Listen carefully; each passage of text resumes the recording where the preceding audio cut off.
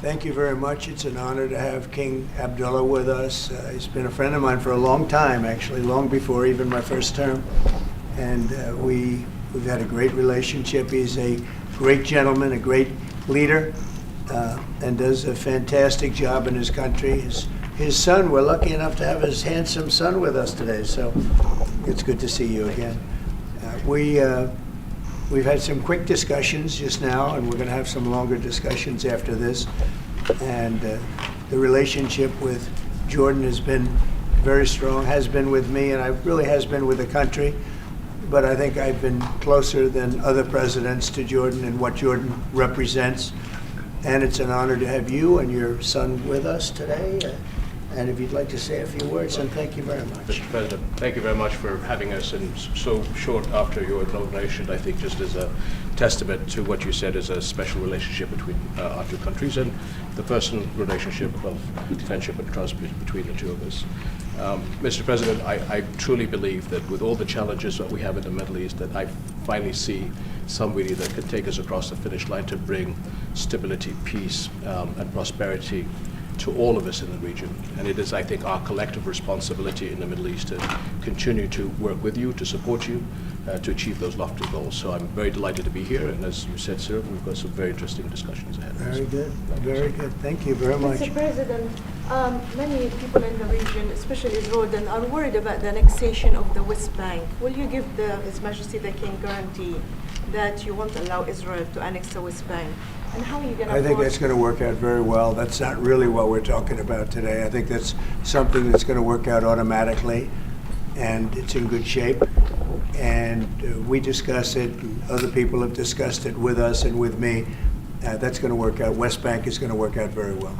Mr. President, why should the King take in the Palestinian people? He's made clear he doesn't want to. Well, I don't know, but he may have just something to say, because we discussed just briefly. I think maybe you want to say it now, or?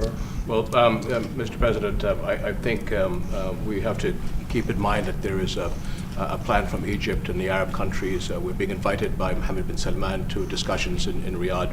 I think the point is how do we make this work in a way that is good for everybody? Right. Obviously, we have to look at the best interests of the United States, of the people in the region, especially to my people of Jordan.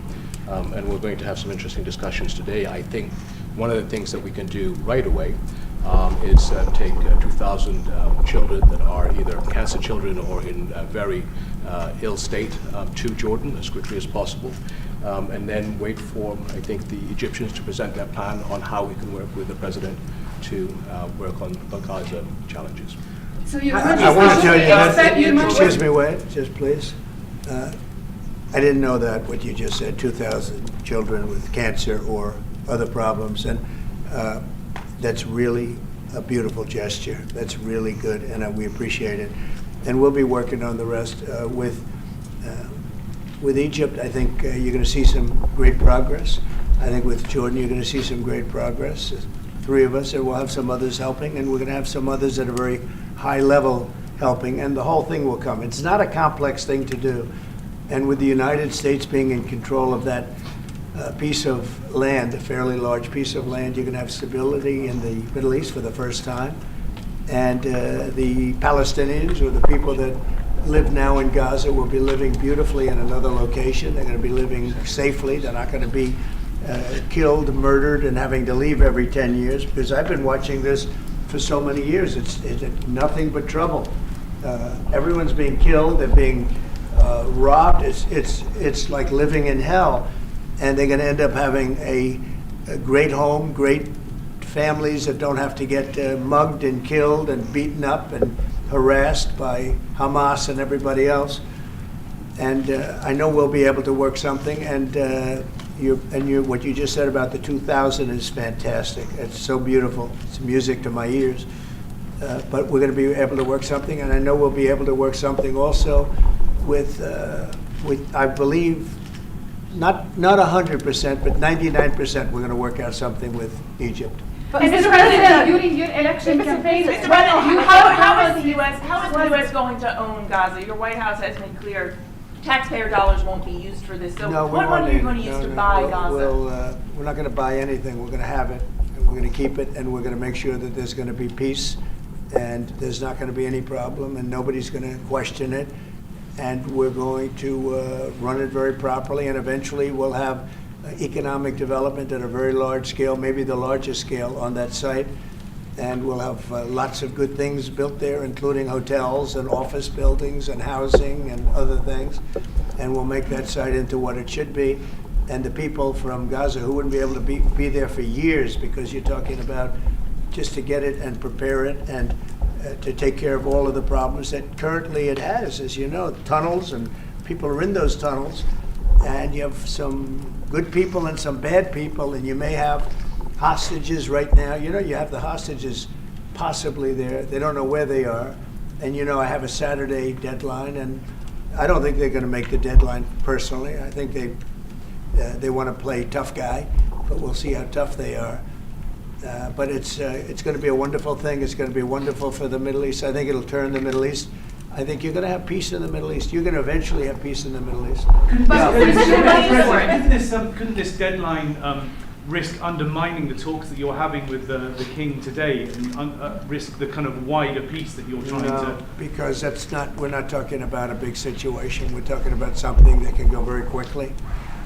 We're talking about it's going to go quickly. It's not going to take a long time, okay?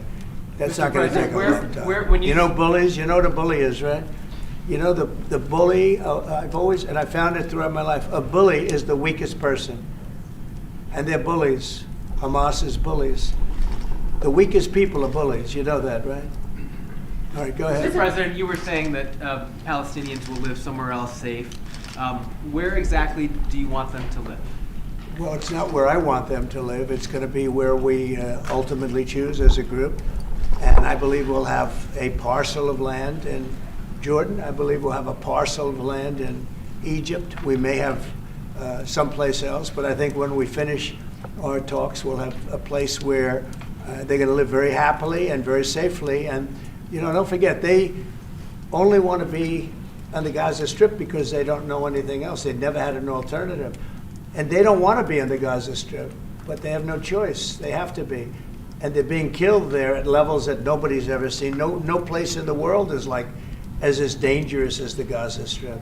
They don't want to be there. They have no alternative. When they have no alternative, not one person will want to stay where they are. Nobody wants to stay there. They're living in hell. It's a death trap.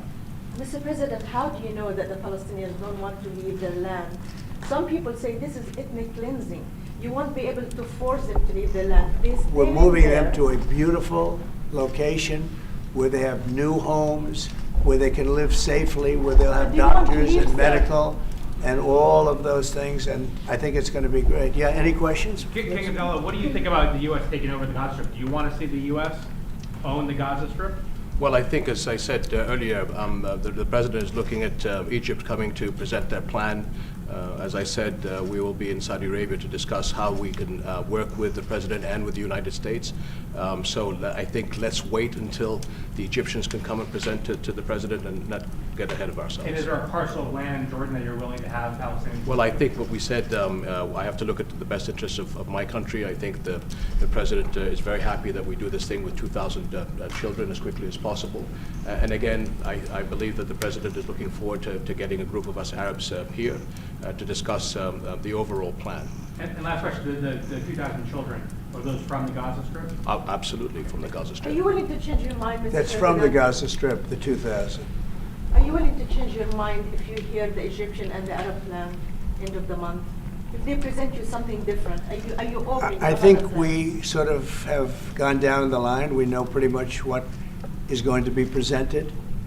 And I think it's going to be something that's going to be magnificent for the Palestinians. They're going to be in love with it.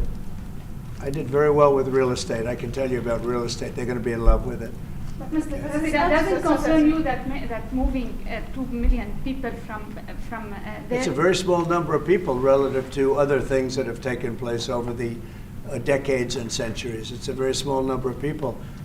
And they're living a terrible life. Look at the way they're living now. Nobody's living like that in the entire world. They're living under buildings that are mostly fallen down and will continue.